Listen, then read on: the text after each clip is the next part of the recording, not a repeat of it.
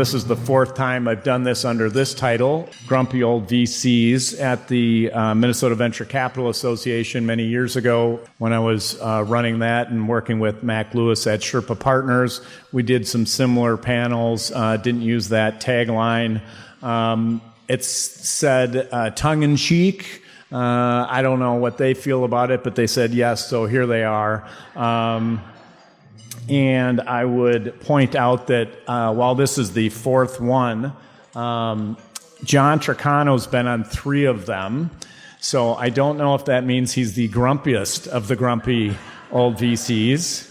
And Dick Perkins Jr. is second-generation grumpy old VC. I had his father on a couple of panels several years back.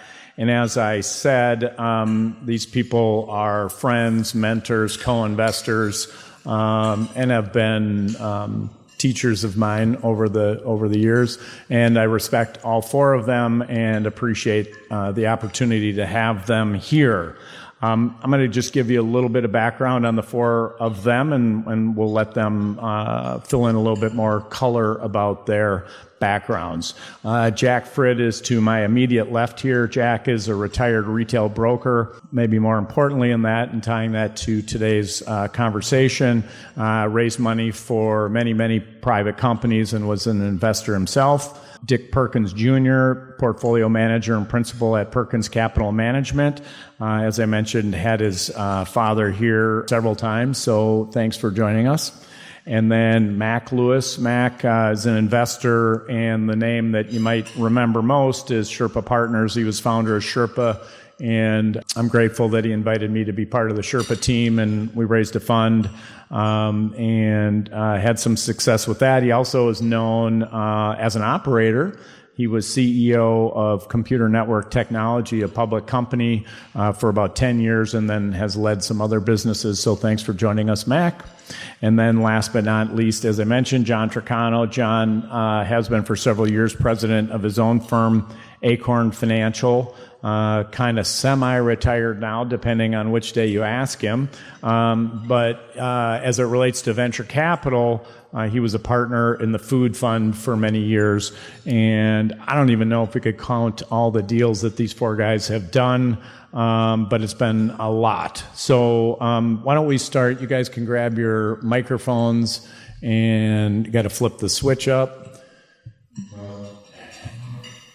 I learned this last time, a trick of the trade. If you hold it close to the mic up on the top, you don't muffle the receiver that's trying to send it this way. So if you hold it close to the top, Jack, if you've got your mic going here, why don't you tell us a little bit more about your background? Well, let's see. Am I on? Can you are on. These 3 guys are older than my relatives, for gosh sakes. I've known them so long. I actually started at Piper in '67 in their operations department. Wanted to get into sales. I was not qualified. So I went, started pounding on doors. 2 guys made me come back about 17 times. And they hired me. And they said, your persistence, we'll pay you $400 a month and we'll teach you the business. So that's how I got started. $400 a month. All right, they were paying you the big bucks, huh? Yeah, the big bucks. All right. And then, Dick, talk a little bit about your background. Sure. Just very fortunate to have been involved in the investment business here in the Twin Cities for, I guess approaching over 40 years now. My dad, after graduating from college at Madison, worked in Chicago and wanted to get into a small town, had his name with an employment agency, and was very fortunate. They called him one night and they said, we think you're going to get a phone call. And just don't act stupid. It's absolutely perfect for you. And it turned out to be the Mayo Clinic calling. They had 2 people who managed Mayo's endowment. And so we lived in Rochester for what for me was kindergarten through 6th grade. And when you're at Mayo, you meet a lot of people. My dad was fortunate to meet Mr. Piper, to meet Bobby Piper. And Bobby convinced him to come up to the Twin Cities. We moved here in 1965. And Perk was very involved in the investment business, starting the institutional department at Piper. And then in 1985 decided he wanted to start his own firm. In my case, I actually had the opportunity to join Piper here, I guess because of the Minneapolis Club in a sense. After college, I was working for General Mills, and Peavey had offered me the opportunity to leave General Mills and go to work for them. And so I actually was had lunch in this exact room with John Morrison and Jack Remley, and ran into my dad and Tad Piper. And at that point, Tad said to Perk, well, gee, if Dick's working for General Mills, he should be over with us. And so in 1978, I joined Piper and was just so fortunate. We have had an excellent time. We've done everything from private equity, being involved with Bill Spell's private equity, to lots of venture capital. Perk, I think, had 7 or 8 companies that became NASDAQ listed tech companies that were sold. I made a list here. There are 10 that I was involved with that we can discuss later. And then, of course, we've been just in the investment business working with our clients out in Wayzata really this whole time. And it's really been a lot of fun, very special. Great. Well, thank you for being here, and first time, second generation grumpy old VC, so congratulations on that. And I have a quick story about being grumpy. A little later. All right. Mac, tell us a little bit about your background. Well, I've had the fun of being in the computer business over 50 years. I joined IBM out of college and large mainframe businesses, and that was a lot of fun. And then I left to form a software product company. Came up here to run computer network technology, which was pre-revenue when I got here, and went public. It was doing well 10 years later when I left, and it merged with another public company. It's a lot of fun to watch the people growing in that company, and take kids who'd grown up on a farm in Iowa and gone to engineering school in Iowa, and have them talking to some of the largest enterprise customers in the world, and realizing that they knew the answer to the questions and that we were delivering a market-leading product. After that, became an angel investor, and then with Rick and Steve Peterson formed Sherpa Partners, where we did investing with early-stage companies. Got involved with some other companies, ran another company which we sold in 2015. And that's sort of the last time I was doing a 9-to-5 job. But what's really fascinating about the computer business, which is merged mostly into software, as you know, and I would think any technology business, is how things swing back and forth, the pendulum swings. So mainframe business was very centralized. The only people who could afford large mainframes were big companies. And then you started seeing the emergence of mini computers and then personal computers. So departments and individuals could start getting their own computers.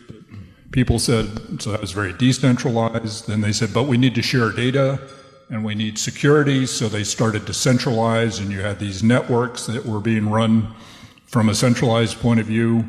And then things became more decentralized again as the technologies enabled distribution of technology to where you now have on your phone more power and more applications than you ever saw on a mainframe computer, and with the emergence of AI. And I think sort of thinking about this trend from centralized and controlled to decentralized and innovation has been a trend in the career. And I think that applies to companies. As you look at them, some companies, or all companies, need a lot of entrepreneurial, innovative personality, but then they need, for the lack of a better term, financial or administrative to keep the wheels on. And companies have to be innovative and think about the next product and how do they cannibalize their existing products. But then they need processes, financials, plans to keep the wheels on. And so watching these technologies emerge and these opportunities emerge, but sort of plugging them into these pendulum swings, sort of a fun way to look at the market and to try and anticipate where the markets might be going. All right, thank you for joining us, Mac. And then last but not least, John Tricano. Yeah, thanks, Rick. My background, I joined Community Investment Enterprises in 1978. It was the second oldest SBIC in the Twin Cities started in 1960 by some guys out of Green Giant Company, $300,000 of capital. They put $200,000 into two companies down in the sewer, lost it very quickly, and then they heard about a company up in Minneapolis that was running out of money, needed money for payroll, so they took their last $100,000, put it into that company, which was Medtronic. So that turned out to be I think over 1,000 times on their money deal. I joined in 1978, stayed there till it was acquired by First Bank System in 82. I joined Cherry Tree Ventures in 82, spent several years there. And then in 1989, Jim Watkins, who had started Golden Valley Microwave Foods, called me. He said, I had so much trouble raising money for a food company in the Twin Cities. Why don't we start a venture fund dedicated to food? So in 1990, we started the food fund. We had a fund in 1990, another one in 1995. And starting in about 2001, I didn't raise a third fund, so I've been doing private investing in the food industry ever since 2001. All right. Thanks for joining us. Hey, John, let's stay down with you. Talk about the learnings from either your biggest win or your largest loss. The biggest win I've had since I've been doing private investing is backing the right person. I backed a guy in a business that didn't sound very exciting, but he was dedicated to making it profitable. We invested when it was unprofitable, and he had his eyes set on making it profitable. He dealt with potential buyers for the business right from the get-go, and within 4 years, we sold that business for a major, major gain. The things I've learned from my losses have been too many to talk about, but mostly it's either backing the wrong person or getting so excited about getting what I thought was a cheap valuation that I forgot to do my due diligence on the other end. And I got a cheap valuation on the front end, but paid for it in the end when the thing went kaput. One of the things I've always done is when I invest in something, at least in the food industry, if it's unprofitable, I keep it a value at zero. And I keep it at a value in zero until it's profitable. And then I try not to put good money after bad, because the worst thing I can do is add to my losses. So I don't like companies that lose money. And I always say winners make profits, losers make excuses. And that's what I've lived by for 40 plus years. Hey, Mac, same question to you. What did you take away from your biggest wins and biggest losses? Well, biggest wins have almost always had a good combination of good team, clear target market, and differentiated products. But with experienced teams, they tend to get the products out on time. They've got a good idea of who their customer is and how to get to them, how to do distribution, and have good technology, a good differentiated product long term. One of those that was a big winner, the CEO said, well, it's sort of like to sell a company, and some of us on the board said, well, we're doing pretty well, we're growing and getting market share, and he said, well, yeah, but you guys have all made your money, but I'm still driving the used car I had when we were planning for this company. I said, okay. Fortunately, it was the late 90s, and valuations were very high, and they got a $350 million buyout. So we all did well, and then the market collapsed. So that was probably very good timing on selling that one. Losses, if you get the revenue model wrong, so you're losing money, as you say, it's tough to try and fix it with clever marketing or bigger distribution. So one of the bigger losses I had was a company with the revenue model was wrong, but they kept thinking they were going to learn to cover their overheads by increasing volume. But if you're losing 10 cents a pizza, it doesn't help much if you're selling more pizza. Dick, how about you? Right. The biggest winner that I was involved with was rocket ships. I was fortunate to have been involved with Doug Peel, and who was a serial entrepreneur in the Twin Cities in the 90s and 2000s. And we did the original seed round, And I was involved on the board in every aspect of Rocket Chips with Doug. And to what was just said, before this I talked to Bob Keller, who's here, who was head of business development, Raise your and he hand, Bob. stressed how important it was that in advance they knew who the customer was and actually had some business. I frankly don't remember much business in the beginning, but what I do come at this from a different perspective as a board member and an investor and someone who is involved. And what I think I learned from the Rocket Chips experience was this, is that unlike a list of any other number of companies I was involved with, all the companies met. Sometimes it was just the board. Sometimes, as in the Rocket Chips case, it was the top team. Of course, as the business grew and there were more employees and more locations, everyone wasn't involved. But once a decision was made as to what the course of the action, of the company's course of action should be, the management team actually executed on it. And if I heard this once, I heard it over 100 times, and I still hear it. I can still hear Ray Johnson, who was the CEO, saying, okay, well, we've decided what we need to do. What's the next action, and who owns it?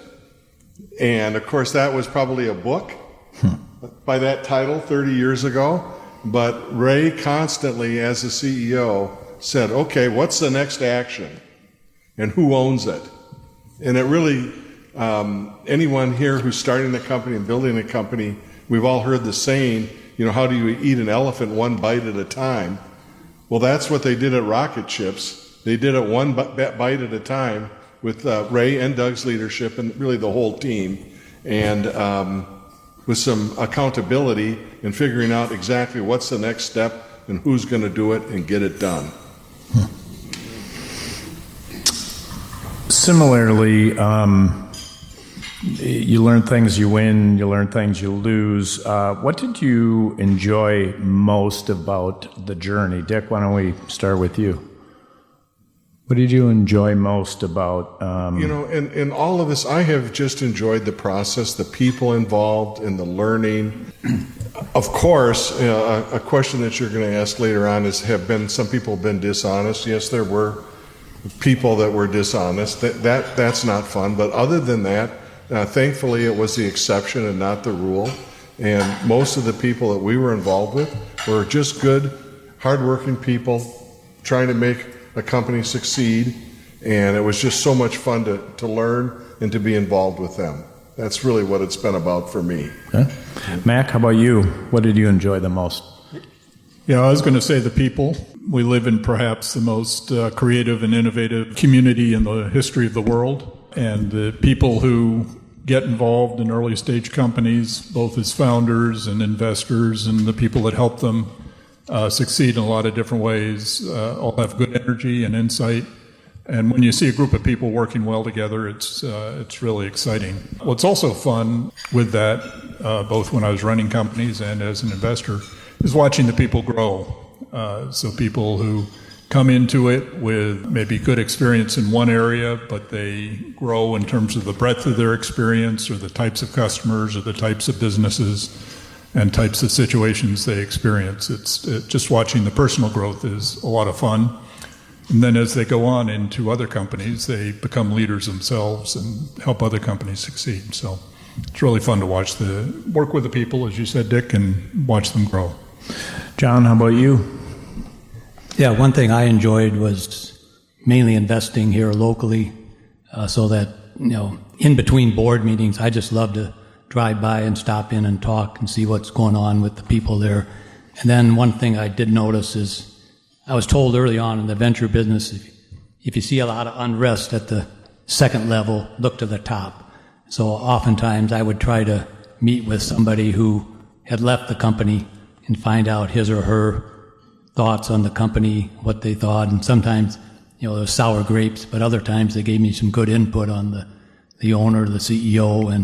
And so I was able to keep that information, intact, because oftentimes you hear from the CEO that they fired so-and-so because he or she wasn't any good. And I found out sometimes that those people were good and left because of the CEO.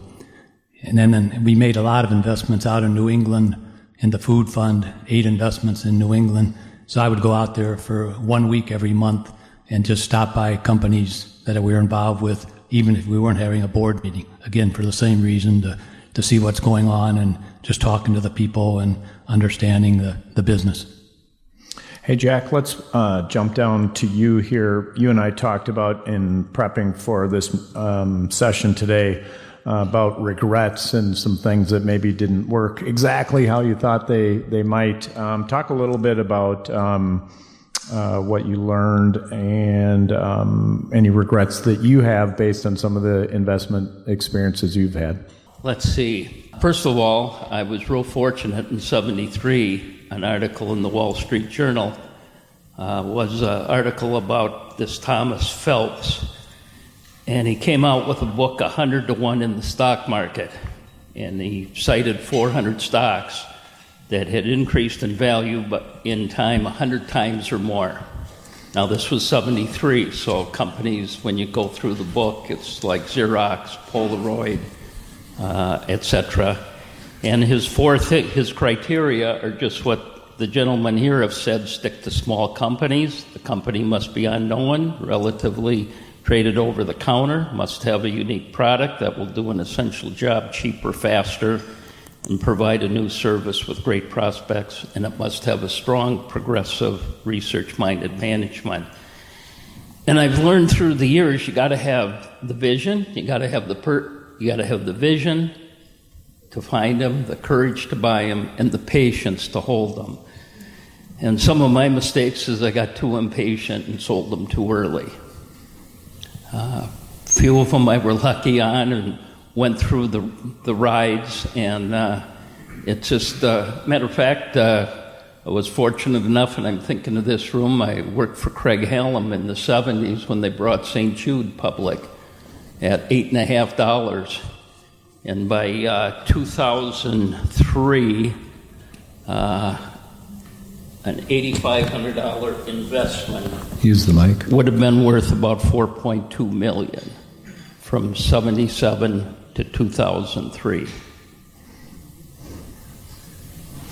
So one of the things that you and I talked about was not only having the patience to hold on, but the story changes, and doing due diligence on the front end. And John Tricano and I have talked about deals that changed over the way. So the story changes. You kind of got to go back and look at it with kind of a fresh set of eyes and do your due diligence again.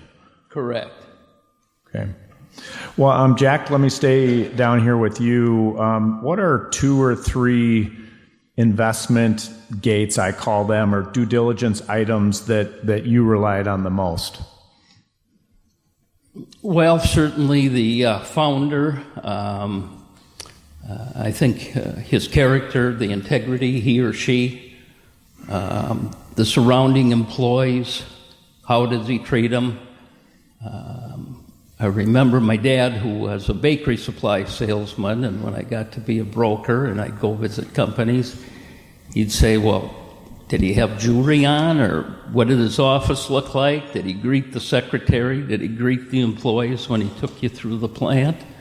I mean, just all these things just, first of all, that's just one part of it, is the management team and the employees. And then, of course, the product and doing the due diligence to find out how big the market is, or do they really have something. And I've been in companies where they've had the technology. It's great technology, cord blood banking umbilical cord blood in a new way. But the technology was 15 years ahead of the market. One of my sayings, actually, I used with Mac at Sherpa and put it into my presentations back then, was being wrong and being early look exactly the same. Right.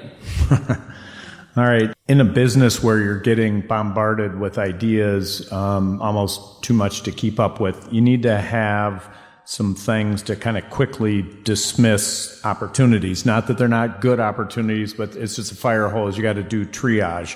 What's a quick hack for saying no, or kind of what you might consider an immediate disqualifier? Mac, since I just mentioned Sherpa, why don't I start with you on that question? Again, a quick hack to say no or an immediate disqualifier? I was asked about value proposition. If you hear about elevator pitch, but if somebody couldn't articulate their value proposition clearly and cleanly, it was at a minimum a red flag. In order to talk about value proposition, you need to know who the customer is, why they would pay for this thing, and a lot of times people say, well, there's no competition, but customers always have the choice of doing nothing. They don't have to buy your stuff. So who's the customer and why would they buy it? And if I didn't feel comfortable with the answer, I'd let it pass. And then, John, I know one subject that might make you the grumpiest old VC, which is somebody that comes to you with a high valuation. I know that you don't like high valuations, but is that the only kind of immediate disqualifier, or do you have other disqualifiers? No, it's not the only one, but it's a big one. Well, in the food industry, you just don't get your big valuations at the other end when you sell it, so you have to get in cheap at the front end. Otherwise, you're not going to make much money. So somebody that comes in the food industry and wants a big valuation on the front end, it's almost an immediate no from me. The other thing that's almost an immediate no is if it looks like they're going to need multiple rounds of financing to get to cash flow positive, because I just don't like to do that. I don't like to put good money after bad, and I don't like to support losses. So I'm not a technology investor, so I'm not one that's going to be throwing multiple rounds of money at companies because they're losing money. Okay. Dick, how about you? A quick hack for saying no or disqualifying an opportunity? You know, I had three of them. First of all, CFOs that just don't know the answer to questions, don't know their numbers. If I ask about the capital structure and break-even points and different things, and if they just don't have the answers, that's just not acceptable. I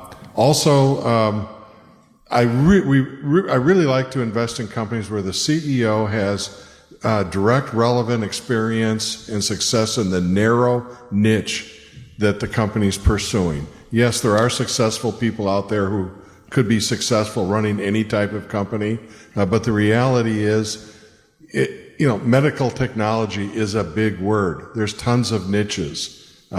Computer technology, computer networking, these are huge areas.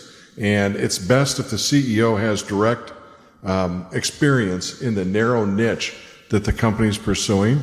But lastly, one thing that I just really don't like are the people that come in with huge egos. And I never kind of saw myself as a grumpy VC, but this is my kind of grumpy story where I think I maybe was not only grumpy, but a little impolite. And anyway, this person came in, he made his presentation. It was great. It was really a huge opportunity. And so it kind of speaks to what John Trucano's saying about valuation. He said to me, so what do you think? And I said, you really want to know? And he said, oh yeah, I'd really like to know. And I said, well, here's the problem. I said, you think you're a unicorn, but you're not. You're a SPAC. You don't have a shareholder base. You're not a unicorn. And he just thought that I was sort of grumpy there, to be honest. That's not, actually, I have to say that wasn't as bad as I thought you were going to share. So it was tame, for the video and future people watching this. So that was quite tame. That was good. Yeah. You brought up being defrauded earlier. Talk about a situation where either you were defrauded or you were treated unethically. I was involved in a company in San Diego that I thought was extremely interesting. They had genetic diagnostic testing. I was asked by the founder to be involved. And after about 1.5 or 2 years, the company was approached and I can't remember if it was Abbott or Baxter. And the initial approach was that they were perhaps interested in acquiring the company for $100 million. And so, of course, there was an urgent board meeting, and we went to the board meeting. And the person who was the chairman and the actual president, who was not the founding inventor, said, well, we can handle this. And I said, oh, no, you can't. And so we had a long board discussion and decided to bring in two bankers. I brought in Piper, and the person who was chairman of the company brought in Bank of America. They made their presentations. I think the board made the wrong decision. They decided not to go with Piper. In Piper's presentation, they basically said, oh, we're working on 7 companies now with this company. We're representing them in, I forget, it was like 3 purchases and 4 sales of divisions. We'd love to take this on. Well, anyway, the board decided to go with Bank of America. They wanted a $90,000 check, which was a little unusual. And a week or 10 days went by, and so I called back to see what was going on. And they never hired anyone. They didn't do anything. They didn't send the money in. They didn't sign the engagement papers because they thought they could handle it on their own. And, of course, everybody in the room knows the story. There was no sale. The company struggled. They ended up doing a Series D round, which we didn't participate in, where investors had 7x preference. And this company bumped along for well over a decade. And they finally went public, but at a much lower valuation. I'm not even sure if they're still in business anymore. But that was a clear example where the chairman of the board and the president, the board decided to engage a banker and they didn't do it. And frankly, as far as I'm concerned, it was not only unethical, but frankly, almost fraudulent, really. Mm-hmm. John, how about you? I've had a number of them, but I could see him squirming over there. He was getting ready. Yeah. He was getting ready. The one that's most distressing to me was because it was a friend of mine. He approached me about 5 years ago. He needed $110,000 to buy out a bank loan that he had at a big discount. And so I got 2 friends of mine and we put $165,000 into the company, $110 to pay off the bank and $55 for working capital. He went to the first board meeting afterwards, and he said, "You guys aren't shareholders." And we said, "What do you mean?" We put the $165,000 in. We signed the subscription agreements. He said, "I didn't co-sign the subscription agreements. You're not a shareholder." And I said, "What the hell are you talking about?" And he said, "My attorney says you're not shareholders." So he said, "And by the way, I want a bunch of stock options, et cetera, et cetera." He had about a 3-page deal that he wanted for his running the business. We had to sue him. 18 months later, we were $250,000 into a lawsuit, and we were paying that every month. He was $600,000 into the lawsuit. He didn't pay his attorneys a dime, and we finally just settled with him. We gave him back the company, and we took $200,000, so we didn't even cover our legal fees. We totally lost our investment, but when you're dealing with somebody like that, you just have to walk away, and we should have never sued him. We should have walked away up front because legal fees get very, very high. Yes, they do. Unfortunately.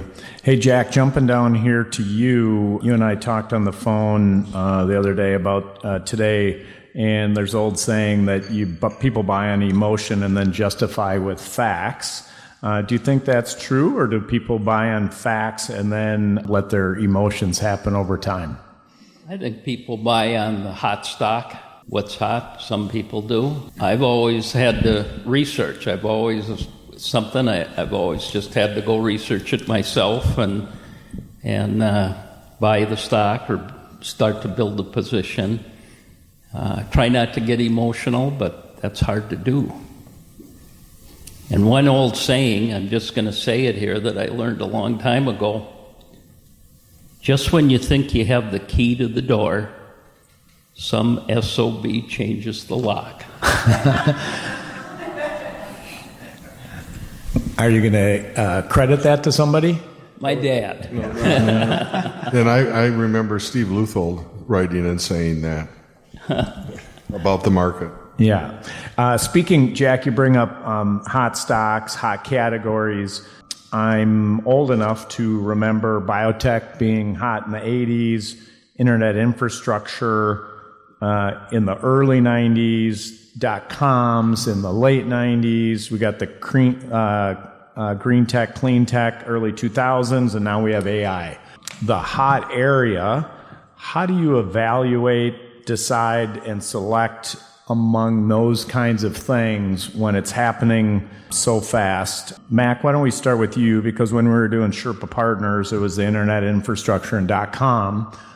So talk a little bit about how to make investments in those kinds of frothy periods. Well, just to recap, some of you may not have been doing much investing during the late 90s or the dot-com period, but internet and the networking infrastructure was becoming more ubiquitous, and people were starting to put up business ideas, and you started hearing and they were getting money very easily. You started hearing about two guys in a PowerPoint were getting investors, and the mantra was to create eyeballs. So companies were going out there to gather more users, but they didn't have revenue models, which was I just didn't get it.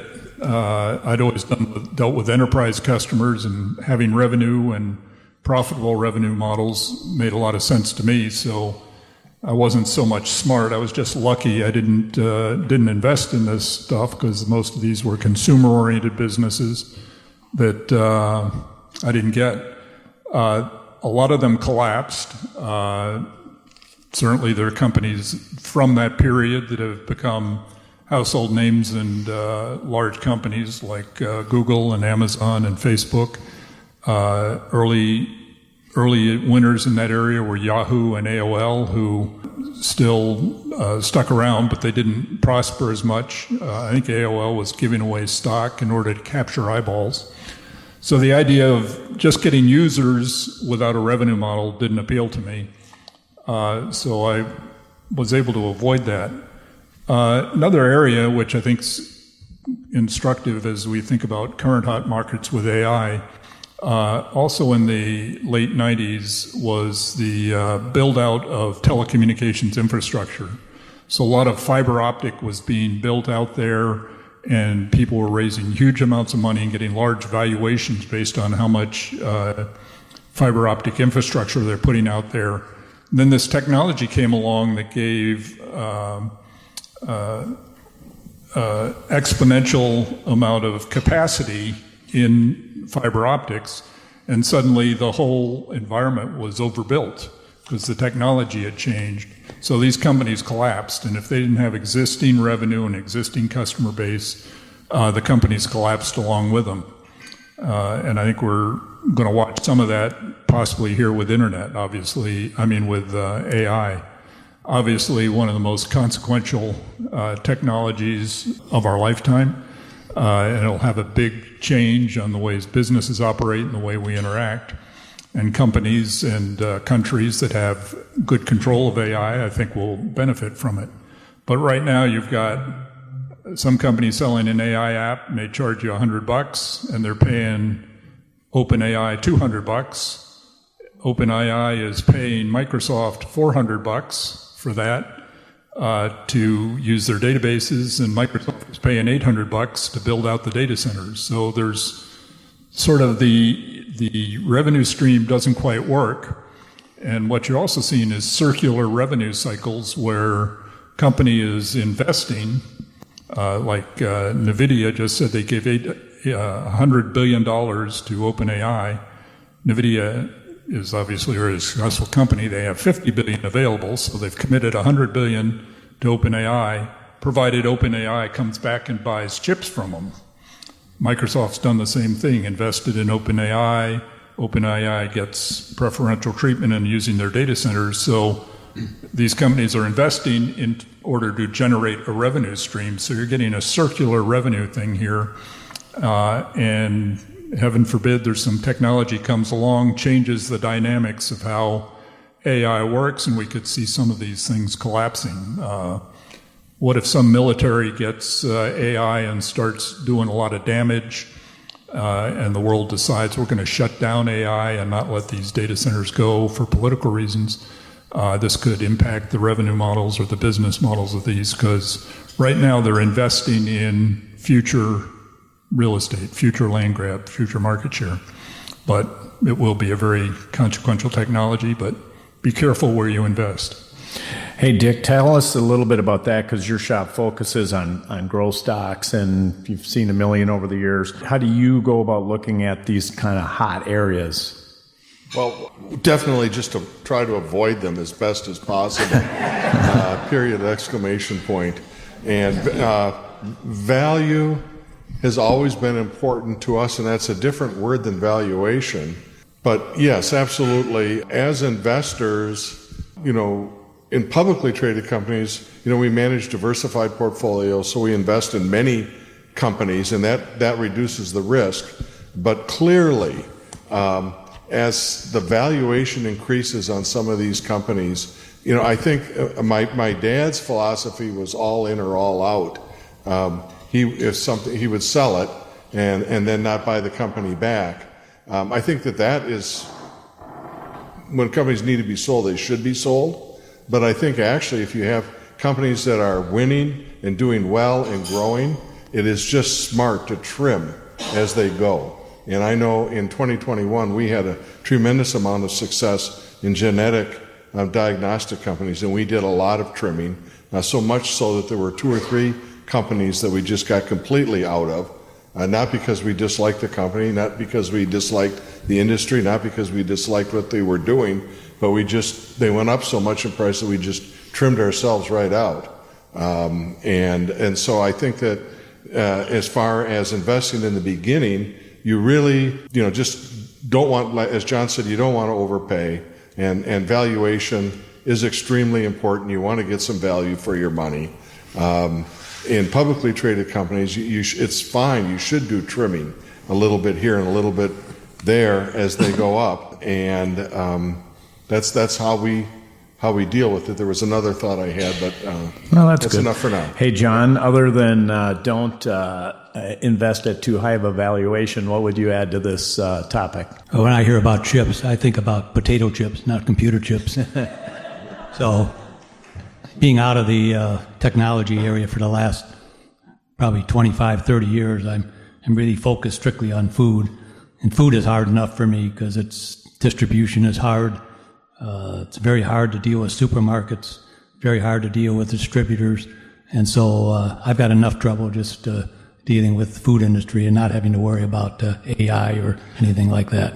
Yeah, but if somebody comes to you and it's in a hot category, whatever that category is, some niche in the food industry and things are selling, and they come to you with an idea, you must run it through a little bit of a screen to try to keep yourself from diving in head first into particularly a category that might feel hot to you, whether it's a potato chip or whatever it is.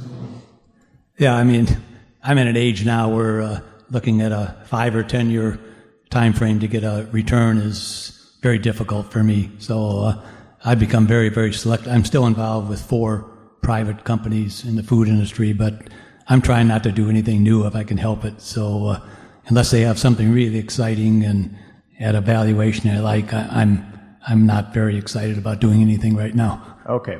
Let's flip gears. We're going to do lightning round. So I want either an idea or a sentence, but something quick. And we're going to start, John, with you and work our way this way.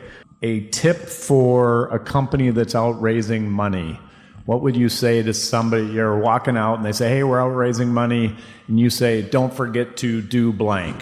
Well, I'd say don't forget to be conservative on your projections, because in 40 plus years, I think I've had one company meet their first year projections that I was involved with. So I just don't like companies that come in with an exaggerated projection that they have no way of ever meeting. So give me a projection that you can definitely meet in that first year, and that gets me more interested in looking. Okay, Mac, how about you? Just to echo that, I can't overestimate how many entrepreneurs come in and say, and these projections are really conservative. They almost always include a hockey stick that's hard to believe. My one suggestion would be, if you're going to go after VC investors, get an introduction. talked to one large VC, and they went back, looked at their history of how many unsolicited plans they invested in, and the answer was 0, because they're mean guys or bad guys, but it's the way it worked out. So if you want to see a VC, get an introduction, and a good introduction would be find a CEO of a company they've invested in, pitch your idea to that CEO, and if they, it's just networking, say, I want to get some feedback. If they say, sounds good, say, gee, do you know any investors who might be interested in this market? And ask them to introduce you to their VC. Dick? Really need to find a good match. Like John Trucano said, he's in the food fund. You wouldn't go to him with a semiconductor company, and very quickly... It's a chip. It's a chip. It's a chip. But also, if you're using a banker... they all say, oh, we're going to, call on new people, we're going to do this, we're going to do that. But the reality in life is that everybody has a tendency to go to their existing client base. And you need to work with people where and go to people where there's a good match between what you're trying to do and what their client base is, or what they're interested in potentially investing in right out of the gate. Otherwise, you're just sort of wasting everyone's time, I think. All right. Jack, how about you? What's one tip you'd give a company that's going out to raise money? It always takes longer and it takes more money. It always takes more money and longer. All right. That's a good one. Horse or the jockey? What do you bet on, horse or the jockey? Jack, we'll start with you. Horse or the jockey? I'd go with the horse. Dick? If the horse is the opportunity, I would go with the horse. But you really need both. Mac? Early on with my first company, I ran into investors, said they look at 3 things: the team, the market, and the product. And if they see 2 out of 3, they go for it. And I think what they meant is they bring a lot of money. If you got the wrong jockey, you got the wrong team, that you got a good market that's growing and a good product, and you can replace the team. If you've got a good team, that team will recognize or do well in the market or with the product. So go for 2 out of 3. John? Yeah, I always say it's the 3 Ps: people, product, and potential. And people is the first thing for me. So I guess I go with the jockey. All right, so we're getting close to 1. I'm going to try to land the plane because I promised we would be there. Same thing, really quickly. What's the most common mistake you see a business leader make? Jack? Surrounding himself with the management team. I remember one CEO telling me, he said, I want people that are smarter than me. So they go and they can debate issues. You don't want bobbleheads. Dick? As investors, whenever we have a management team that doesn't do what they say they're going to do, it's a problem. So I would say the biggest mistake is CEOs who just plain don't do what they said they would do, or what everybody thinks they should do. Mac? Other side of the coin, if you don't listen to the marketplace, if you're inflexible, if you think you know the answer, you're going to miss the opportunity. Almost all, especially technology companies, find that the market or the product needs adjustment as they get out there. So listen to the market. John? I think a big problem is you're building up your internal overhead too fast and assuming that sales are going to come and they don't come. My best indicator of that, I remember when Jim Watkins started Golden Valley Microwave Foods, he said it took me longer to go from 0 to 5 million than it did to go from 5 to 100, but he kept that overhead so low, the guy was working 100 hours a week, and I've always used that as an indicator that you can build something, but you got to be careful with your overhead.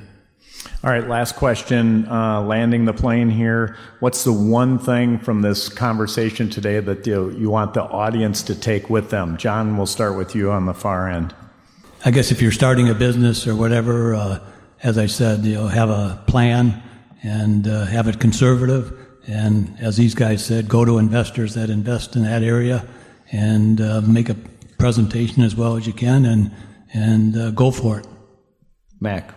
I'd say stick to the market, sort of echoing a comment Dick made. Somebody says, this is a $1 billion market, all we need is 1%. I said, you haven't defined your market enough. find the segment in that market where you can get a significant share. So know your market. Dick. I keep hearing Ray say, what's the next action and who owns it? All right. Jack. I think trust but verify, and I think you want to see a group in the management team. They got to have fun building the business. If they don't have fun, I just think that good things don't happen. You got to have that cohesiveness. All right, November 6th, Leadership Essentials, Building a Winning Leadership Team. I hope to see y'all here. Let's give them a round of applause.